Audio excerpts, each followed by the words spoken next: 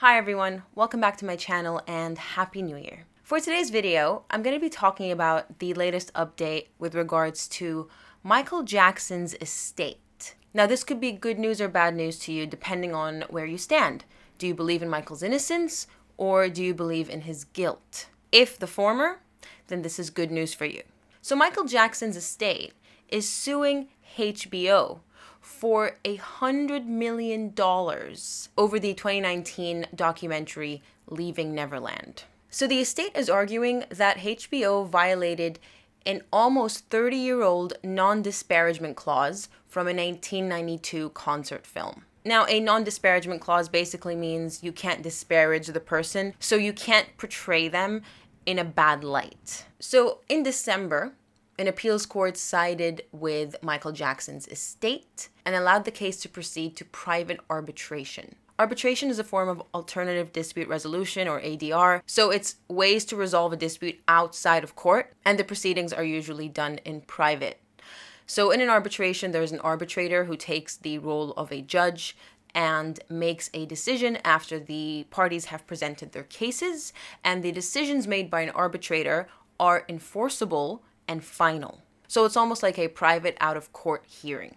So what makes this particular good news for Michael Jackson's estate is that the Ninth Circuit Court of Appeal essentially upheld a lower court's decision to allow Michael's estate to sue HBO and progress to arbitration. So a lower court sided with Michael Jackson's estate, and then HBO appealed, but then now this Court of Appeal has still sided with Michael Jackson's estate. Now, HBO is arguing that the clause is irrelevant to the present dispute, and they've gone as far as to accuse Michael Jackson's estate of seeking to silence his alleged victims. Now, the judges in the Court of Appeal accepted that the suit may be frivolous, as HBO has claimed, but said it will be up to the arbitrator to make that call. A frivolous suit is a suit with no real prospects of success. The panel in the Court of Appeal went on to say that the contract contained a broad arbitration clause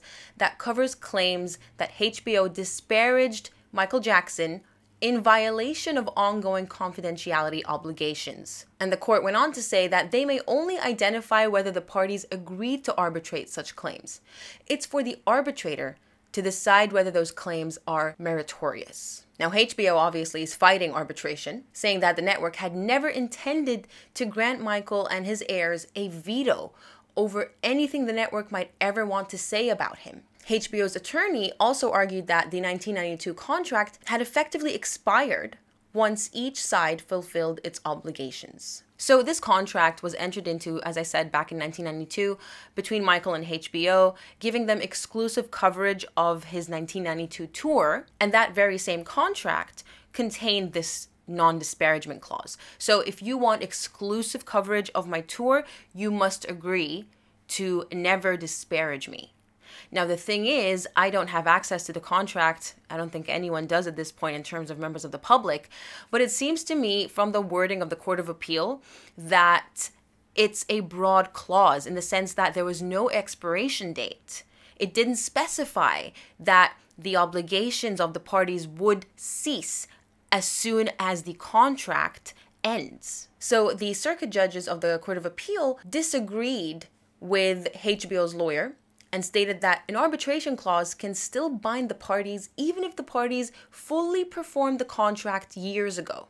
So essentially, Michael Jackson's estate are hoping that when it comes to arbitration, they can successfully argue that because the arbitration clause or the non-disparagement clause didn't have a finite period, so it never expressly indicated when it would come to an end, it therefore still applied when HBO released the 2019 documentary, Leaving Neverland, which effectively, potentially, means that HBO could have breached that contractual clause.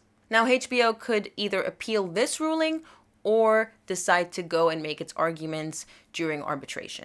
In terms of the prospects of success of this arbitration, honestly, for two big reasons, I can't make a determination. Firstly, the law is gray.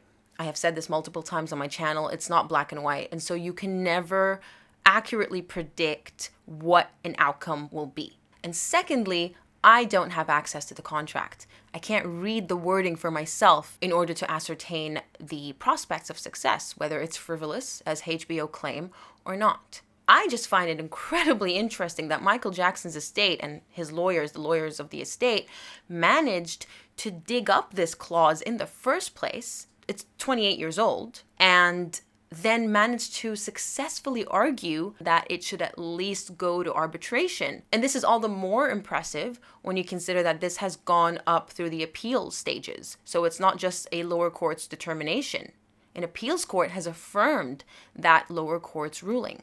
Now again, as noted by the Court of Appeal, this doesn't mean that the claim has merit. So it's up to an arbitrator to decide whether their arguments are valid or whether HBO is right and this is too far-reaching, it's ridiculous, it's been 30 years, the subject matter of the contract, which was the 1992 tour, has long ended. I think the strongest argument they have is the indefinite nature of the clause. So if it's interpreted in the way that Michael Jackson's estate want it to be interpreted, which is that it covers any disparagement and extends beyond the subject matter of the contract, being the 1992 tour, so they could argue that the nature of the clause is incredibly restrictive, because this essentially means maybe that within 70 years down the line, a century down the line, Michael Jackson's estate will continue to sue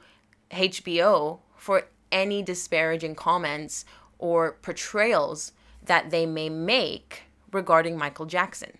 So it will be very interesting to see what ends up happening, because I've never come across a case like this ever before. Now, another downside, I suppose, for members of the public with regards to this case is that private arbitration is private, which means that the court documents and anything really presented during the arbitration and relied upon by the parties are private and inaccessible to the public unless and until the arbitrator's final decision is filed in court.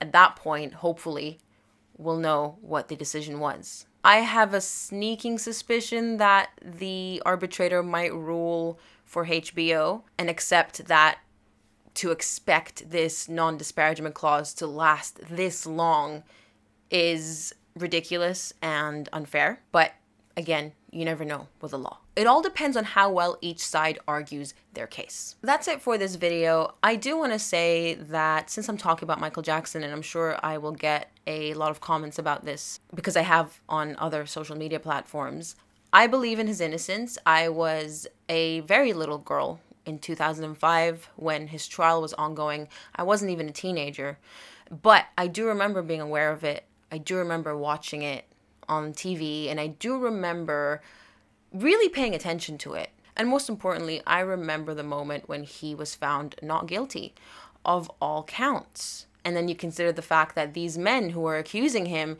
in Leaving Neverland sided with him back in 2005, and one of them was a witness for him. So I can make an entire video about Michael Jackson's case. If you're interested, please let me know in the comments below. It's going to take a bit of time because there's a lot of evidence and a lot to go through. But if the interest is there, I'm more than happy to invest my time and efforts into it. Don't forget to let me know what you think about this in the comments below. Do you think it's ridiculous to uphold such an old clause and a clause that was completely in relation to a tour that long ended? Or do you think that Michael Jackson's estate have a point? If you liked the video, don't forget to hit that like button. If you didn't like it, I don't need to tell you. I get dislikes all the time, but that's better than nothing, so just dislike it. And also, don't forget to subscribe if you've enjoyed this video and if you'd like to see more. All right, that's it. Thank you so much for watching. Stay safe, and I'll catch you in a future video.